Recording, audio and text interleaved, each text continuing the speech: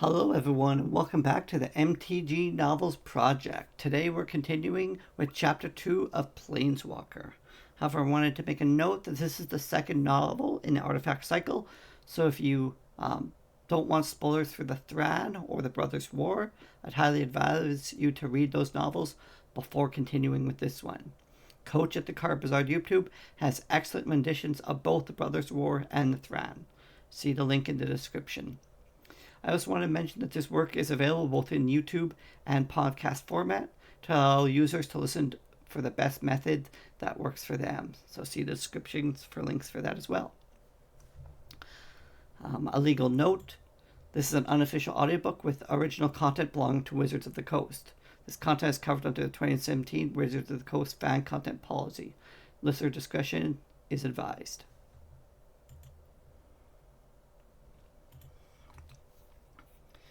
Nearly 5 years after Argoth was destroyed, and the war between the brothers had ended, Tanos came to my courtyard. He told me much that I had never known, much that I had written here. He told me that my husband was dead, and that he died with my name on his lips.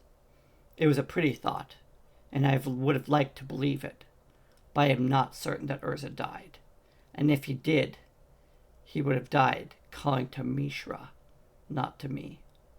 Kayla bin Krug. Zancha lightly brushed her fingertips over the brittle vellum before closing her tooled leather cover of the Antiquity Wars. It was the oldest among her copies of Kayla bin Krug's epic history, and the scribe who'd copied and translated it nearly 1,200 years earlier claimed he'd had been Kayla's original manuscript in front of him. Zancha had her doubts, if not the scribe's honesty, then about his gullibility. Not that either mattered. For a tale that had no heroes and a very bitter end, the Antiquity Wars had been very carefully preserved for 3.5 millennia. It was as if everyone still heeded the war in Kayla's opening lines. Lest this, the testament of Kayla bin Krug, the last of Yodia, serve as memory, so that our mistakes will never be repeated. Zancha stared beyond the table.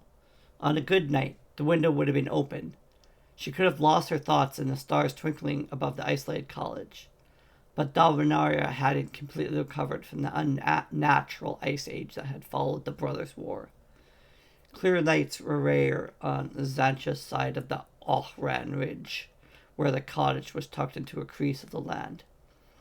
Where the grass ended and the naked mountains began, mostly the weather was cool and damp, or wet, or something in between. Tonight, gusty winds were propelling needle-sharp sleet against the shutters. The room had cooled while she read. Her breath was mist, and with a shivering sigh, Zancha made her way to the peat bin. There were no trees near the cottage. Her meager garden sprouted a new crop of stones every spring, and the crumbling clods that remained after she picked out the stones were better suited for the brazier than for nurturing grains and vegetables.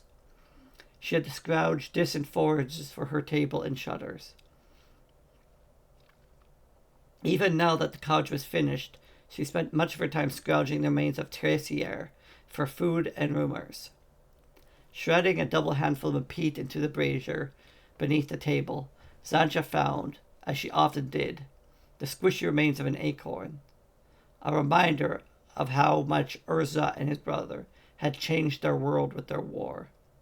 When whole, the acorn would have been as large as her fist, and the tree that had dropped it would have had a trunk as broad as the cottage was wide. She crumbled the acorn with the rest, stirred the coals until palpable heat radiated from the iron bucket. Zancha forgot the table, and hit her head hard as she stood. She sat a moment, rubbing her scalp and muttering curses until she remembered the candlestick. With a louder curse, she scrabbled to her feet. Waste not, want not. It hadn't toppled. Her book was safe. She returned to her stool and opened to a random page. Kayla's portrait stared back at her, dusky, slow-eyed, and seductive. Xantcha owned 4 illustrated copies of the Antiquity Wars. Each one depicted Kayla differently. Her favorite showed Urza's wife as a tall, graceful, and voluptuous woman with long blonde hair. But Xantcha knew none of the portraits were accurate. Staring at the shutters, she tried to imagine the face of the woman who had known and perhaps loved Urza the Artificer while he was still a mortal man. One thing was certain. Xantcha didn't resemble Kayla bin Krug. There was no extravagant curves in Xantcha's candlelit silhouette. She was short, not tall. Her hair was very drab, brown, which she cropped regularly around her face that was more angular than attractive. Xantcha could, and usually did, pass herself off as a slight youth, awaiting his full growth and full beard. Still, Xantcha thought, she and Kayla would have been friends. Life had forced many of the same hard lessons down their throats.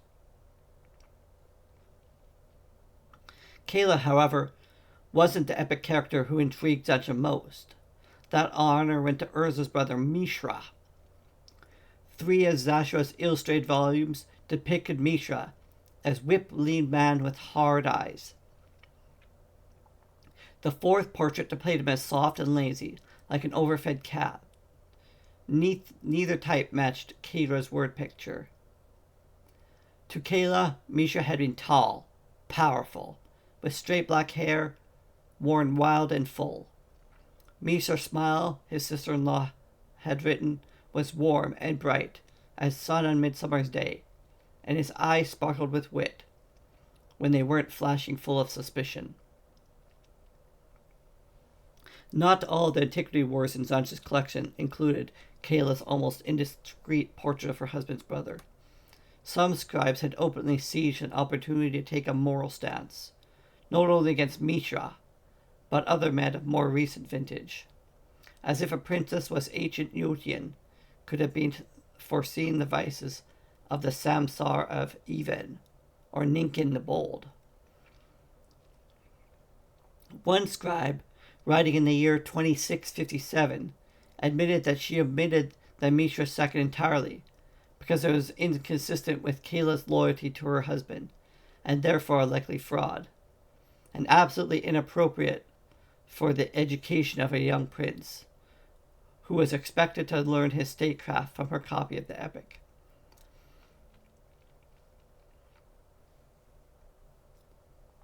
Xantcha wondered if that priggish scribe had seen the picture on her table. The Kayla bin Krug of Xantcha's oldest copy wore a veil, 3 pair of ropes, and very little else. Few men could have resisted her lure. One of them had been her husband. Beyond doubt, Urza had neglected his wife. No woman had intrigued Urza half as much as his artifacts. How many evenings might Kayla have gone to bed railing at the fates, who'd sent her the chaste Urva in her father's palace, rather than his charming brother. Urza had never questioned his wife's fidelity. At least, Xantcha had never heard him raise that question. Then again, the man who lived and worked on the other side of the wall at Xantcha's back had never mentioned his son or grandson either. With a sigh and a yawn, Xantcha stowed the book in a chest that had no lock. They didn't need locks in the absolute midst of nowhere. Urza had the power to protect them from anything. The heavy lid served only to discourage the mice that would otherwise have devoured the venom. Xantcha! Urza's voice came through the wall as she contemplated the precious library she had accumulated over the last 2.5 centuries. She leapt instantly to her feet. The lid fell with a bang. Urza had shut himself in his workroom while she'd been off scrounging, and she'd know better than to interrupt him when she'd returned. 16 days had passed since she'd heard his voice. Their cottage had 2 rooms. Hers, which had begun as a shed around an outdoor bread oven, and Urza, which consumed everything under the original roof, a dugout cellar, and a storage alcove. Urza traveled light, but settled deep. Each room had a door to a common porch, whose thatched roof provided some protection from the weather. Wind-driven sleet pelted her as Zacha darted down the porch. She shoved the door behind her, then, when Urza had noticed a soft sound or draft, took his measure before approaching her. Urza, the great artificer, sat at the high table on a stool identical to her own. By candlelight, Zacha saw that he was dressed in the same tattered blue tunic he'd been wearing when she'd last seen him. His ash-blonde hair, spewed from a thong, meant to confine it at the nape of his neck. It wasn't dirty, not the way her hair would have gone foul if it went that long between washings. Urza didn't sweat or purge himself in any of the usual ways. He didn't breathe. When he was wrapped in his studies, he never needed to eat, though he spoke in the mortal way, and ate heartily sometimes, if she cooked something that appealed to him. He drank water, never caring where it came from or how long it stood stagnant. But the slops bucket behind his door never needed emptying. Urza didn't get tired either, which was a serious problem, because he remained man enough to need sleep and dreams for the purge of his thoughts. There were times when Zacha believed that all Urza's thoughts needed purging, but this was one of them. Mountain rose from Urza's table, all too familiar mountains, shaped from clay and crockery. Quicksilver streams overflowed the corners, as melting sleet trickled down her spine. Zacha wondered if she could retreat and pretend she hadn't heard. She judged that she could have, but didn't. "I've come," she announced in the language only she and Urza spoke. Rooted in ancient Argivian with a leaven of Yotian and tidbits from 1,000 other worlds. Urza spun quickly in the stool, too quickly for her eyes to follow his movements. Indeed, he hadn't moved. He'd reshaped himself. It was never a good sign when Urza forgot his body. Meeting his eyes confirmed Zacha's suspicion. They glowed with their own rainbow light. "You summoned me?" He blinked and his eyes turned mortal, dark irises within white sclera. But that was the illusion. The other was real. Yes, come see, Zacha. Look at what had been revealed." She'd soon have entered the ninth sphere of Phyrexia. Well, perhaps not the ninth sphere, but the seventh, certainly. Come, it's not like the last time. At least he'd remember the last time when the mountains had exploded. Zacha crossed the narrows of the oblong room until she stood at arm's length from the table. Contrary to his assurance, it was like the last time, exactly like the last time, and the time before that.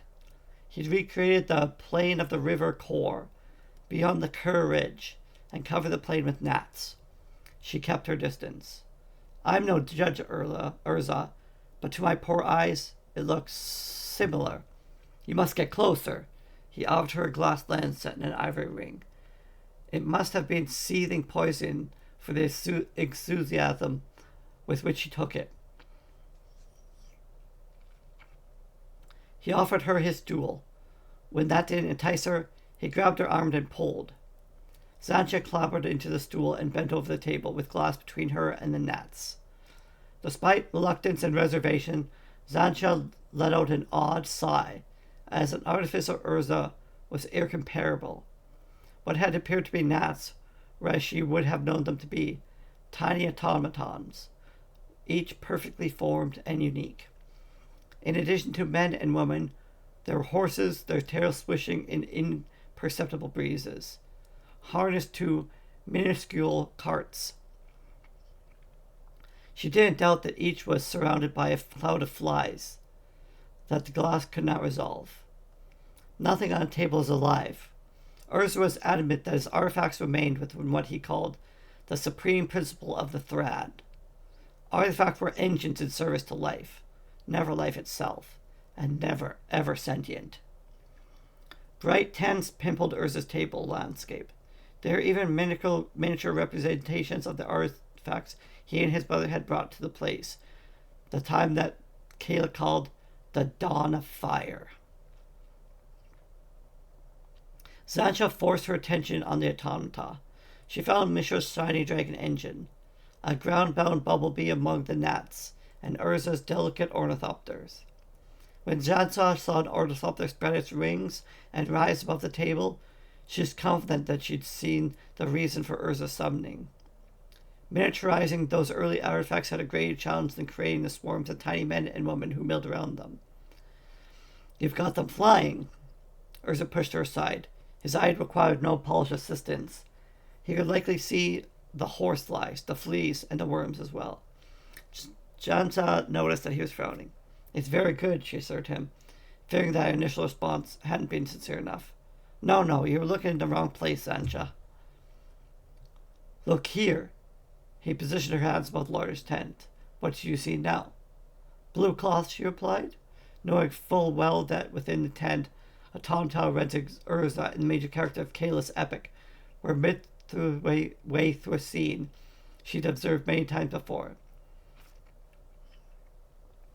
At first, she'd been curious to see how Urza's script might differ from his wife's, but not anymore. Urza muttered something.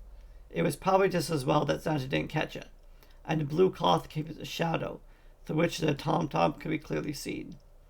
There was Urza, accurate down to the same blue shirt and threadbare trousers. His master student, Tanos, stood nearby, a half-head taller than the rest. The crew warlord, the Falaji Kadir, and a score of others, all moving as if they were alive, and oblivious to the huge face hovering overhead. Mishra is in the shower tent too, but Urza was particular about his younger brother's Nat. While all the others had mortal features, Mishra was never more than wisps of metal at the Quatir's side. "Is it the second morning?" Sancha asked. Urza was breathing down her neck, expecting conversation. She hoped he didn't intend to show her the assassinations. Suffering, even of a Tonta, repelled her. Another glimpse from Urza. "Then look for Ashnod." According to Antiquity Wars, auburn-haired Ashnod wasn't at the dawn of fire, but Urza always made a gnat in her image. He put it on the table, where it did nothing except get in the way of the others. To appease her hovering companion, Sancha moved the glass slightly and found a red-caped dot in the shadow of another tent. "You moved her there." "Never," Urza roared. His eyes flashed, and the air within the scroll was very still. "I have refined my understanding. I do not ever control them. Each time, I create new opportunities for the truth to emerge. Time, Sancha. Time is always the key. I call them motes of time. The tiny motes of time that replay the past, long after events have passed beyond memory. The more I refine my tom-tom, the more of those motes that I can attract. Truth attracts truth as time attracts time, Sancha. And the more motes of time I can attract, the more truth I learn about that day. And finally, the truth clings to Ashnod. She had been drawn out of her lies and deception. Watch as she reveals what I've always suspected." Urza snapped his finger, and easily fascinated and repelled, Sancha watched Ashnod's gnat skulk from shadow to shadow, until it was outside the parley tent, very near Anisha's back. Then Ashnod's gnat knelt and manipulated something. The glass wasn't strong enough to unmask the objects, and a tiny spark leaped from her hands. Mishra's wisps and flitterings glowed green. The illusion of moment and free will was so seamless that Sancha asked, "What did you think she do? What did she do?" rather than, "What did it do?" "What do you think? Your eyes were open. Were you paying attention?" "Must I move them back again and do it again?" Urza replied. Urza was less tolerant of free will in his companions. Sancha marveled that Tanos level left him, but perhaps Urza had been less acid tongues in his mortal days. "I don't know." She set the lens on a shelf slung beneath the table. "It'd never be my place to tell. Tell me, and I will stand enlightened." Their eyes locked, and for a moment Sancha stared into the ancient jewels, through which Urza interpreted his life. Urza could return her to a memory, but he blinked first. Proof. Proof at last. Ashnod's the one. I always expected she was the Phyrexian suborned. Urza seized the lens and thrust it back in Zancha's hands. Now look at the dragon engines. The Yotians have not begun to move against the Kadir, but see it has already awakened. Ashnod cast her spark upon my brother, and he called to it. It would only respond to him, you know. Zancha didn't peer through the lens. A blanket of light had fallen across the work table, a hungry blanket that rose into Urba's glowing eyes, rather than fall from them. Mishra, Ursa muttered, if only you could see me now, hear me. I was not there for you then, but I am here for you now. Cast your heart upwards, and I will open your eyes to the treachery around you. Zancha didn't doubt Urza's ability, only his sanity, especially when he started talking to his gnat brother. Urza believed that each moment of time contained every other moment, and that it was possible not only to recreate the past, but to reach into it and affect it. Someday, as soon as the sun rose in the east, Urza would talk to the gnats on his table. He'd tell Misha all the secrets of his heart, and Misha would answer him. None of it would be the truth, but all of it would be real. Zancha dreaded that day coming. She set the lens down and tried to distract Urza with the question. So your side? Urza focused on the uncanny life in his face. Not my side. It was a part to everything that happened that day. I was ignorant of everything. They lied to me and deceived me. They knew I would never consent to their treachery. I would have never stopped them. I would have stopped them. I would have warned my brother. Zancha beat a tactical retreat. Of course. But even if you had, the end would not have changed, she said in her most soothing tone. If you have got it right, now, then the warlord schemes were irrelevant. Through Ashnod, the Phyrexians had their own treachery, against the Qadir and the warlord, and against you, and Mishra. None of you were meant to survive. Yes, Urza said in caught breath. Yes, exactly. Neither the Qadir nor the warded lord were expected to survive. It was a plot to capture me as they had already captured my brother. Thus he was willing, but also reluctant to talk to me. He turned back to the table. I understand, brother. I forgive. Be strong, Mishra. I will find a way to save you, as I saved myself. Zancha repressed a shudder. There were inconsistencies among her copies of the Antiquity Wars, but none on the scale Urza proposed. Was your brother transformed then, or still flesh? Urza backed away from the table. His eyes were clouded against normal in appearance. I will learn that next time, or the time after. They have suborned him. See how his response to Ashnod? She was their first creature. They must have known that if we talked privately, I would have sent chain into him. I would have set him free. If there is still any part of him left, that could have been freed. Or I would have turned my wrath on them from that point forward. They knew I could not be suborned, Zancha, because I possessed the Might Stone. The stones have equal power, but the power is different. The weak stone is weakness, and the Might Stone is strength, and the Phyrexians never dared my strength. Ah, the evil day that Zancha. If they had not driven us apart, there would have been no war, except against them. You see that, Zancha? You see that, don't you? My brother and I together would have driven them back to Kolos. They knew our power before them, and we began to guess it. They, them. With Urza, it came back to they and them. Phyrexians. Zancha knew Phyrexians for the enemies they were. She never argued that they hadn't played a pivotal role in Urza's wars. Perhaps they had suborned Mishra and Ashnod too.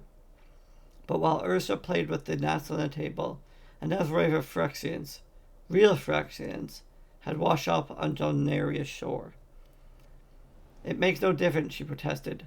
Misha's been dead for more than 3,000 years. It matters whether you failed him, or Ashnod destroyed him, or the Phyrexians subdued him, or whatever happened here. The dawn of fire or after, Urza. You're creating a past that doesn't matter. Does it matter? They took my brother from me and made of him my great enemy. It matters, Sancha, it always matters. More than anything else, I must learn how they did and when they did it, he breathed. A slow sigh. I could have stopped them. I must not fail again. He held his hands above the table. Sancha didn't need the lens to know that Misha's gnat shone bright. I won't, Mishra. I will never fail again. I have learned caution. I have learned deception. I will not be tricked, not even by you. Before Urza had brought Sancha to Dominaria, she'd be even more sympathetic to his guilt-driven obsessions. Now, she said, not even you can change the past. And didn't care if he struck her down with his impudence. Are you going to stand by and play with the toys while the Phyrexians steal your place from you? They're back. I smelled them in Bazarat, in Morviren. The Brazarati and Morvenish are at war with each other, just as the Lotians and the Flagi were, and the Phyrexians are on both sides. Sound familiar?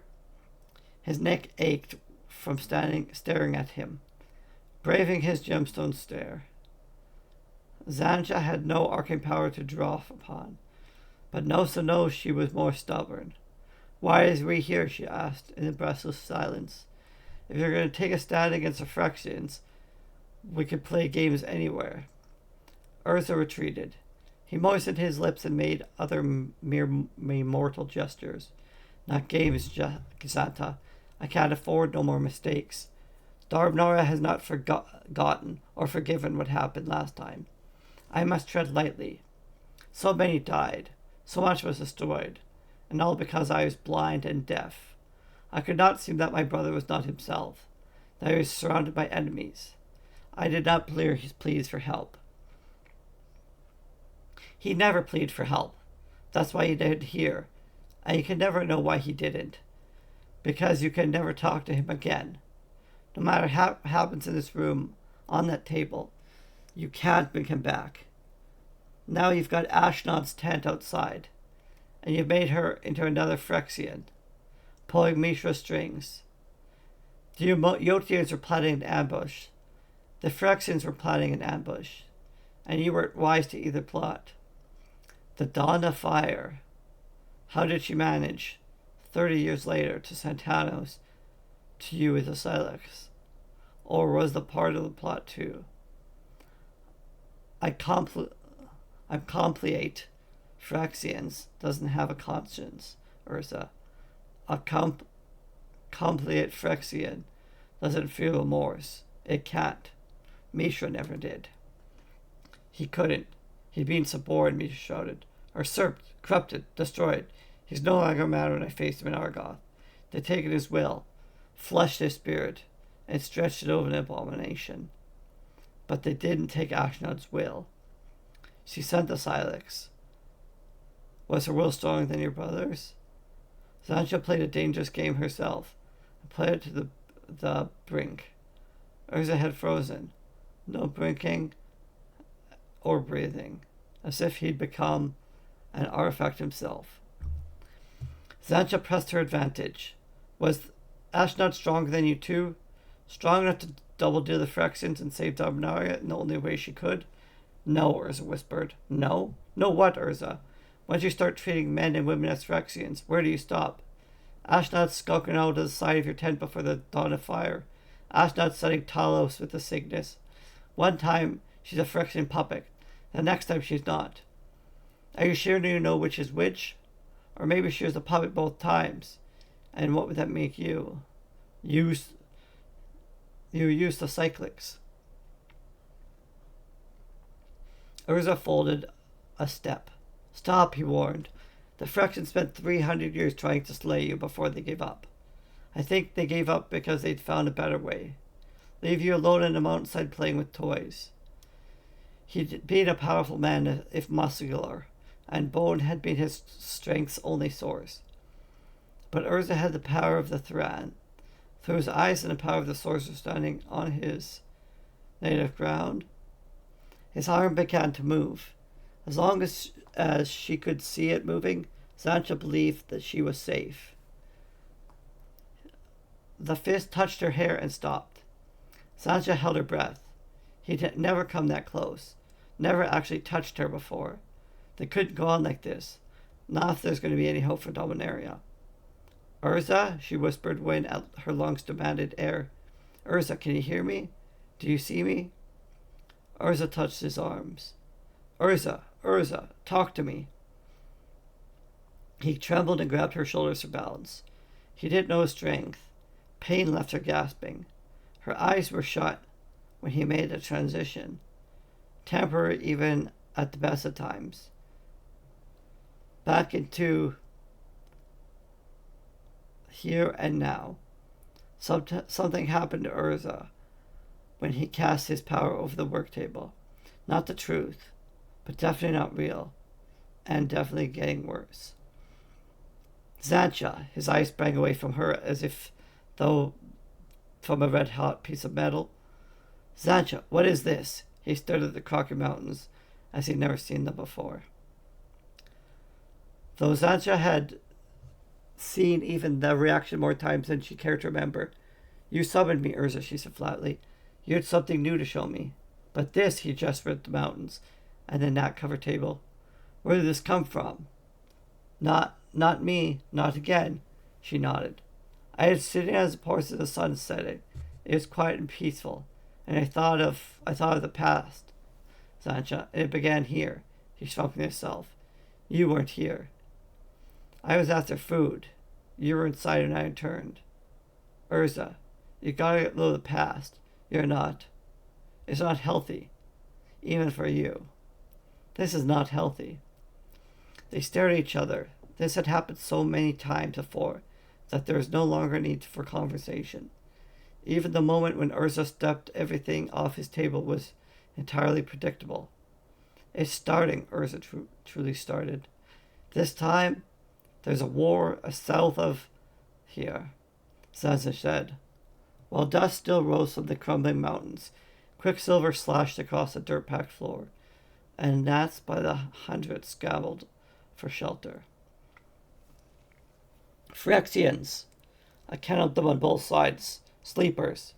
They take orders. They don't give them. But it's Darmania's war with Phyrexia, interference on both sides. He took the directions directly from her hand.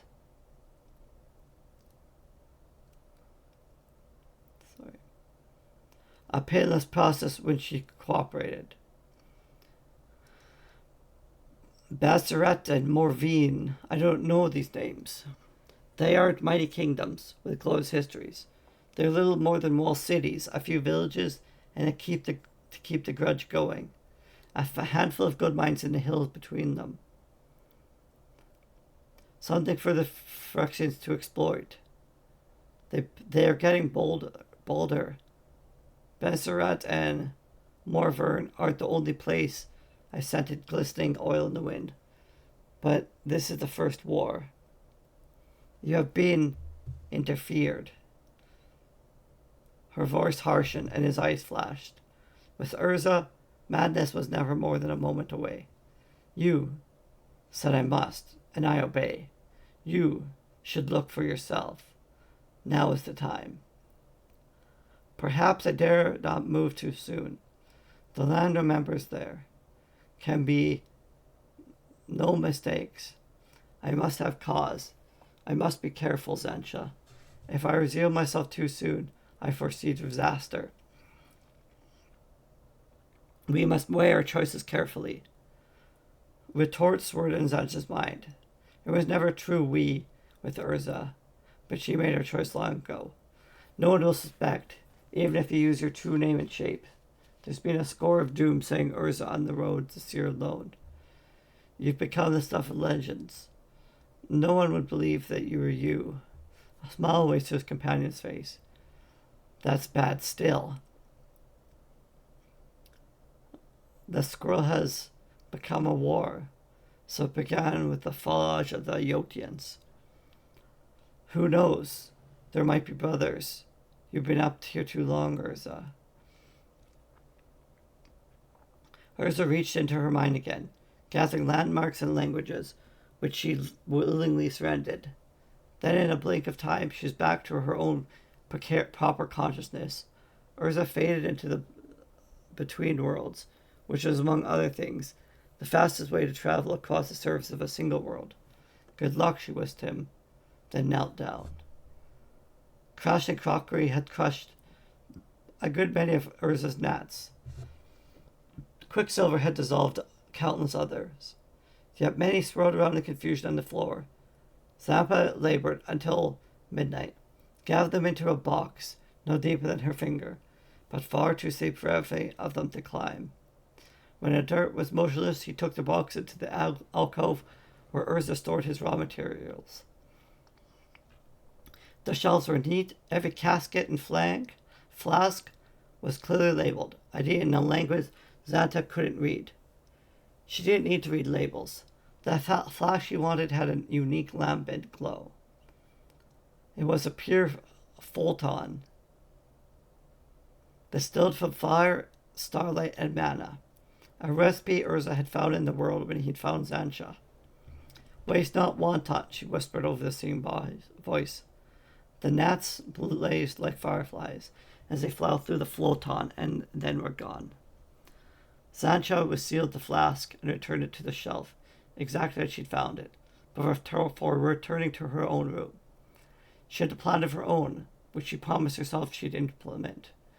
When the time was right, that time had come when Urza touched her hair.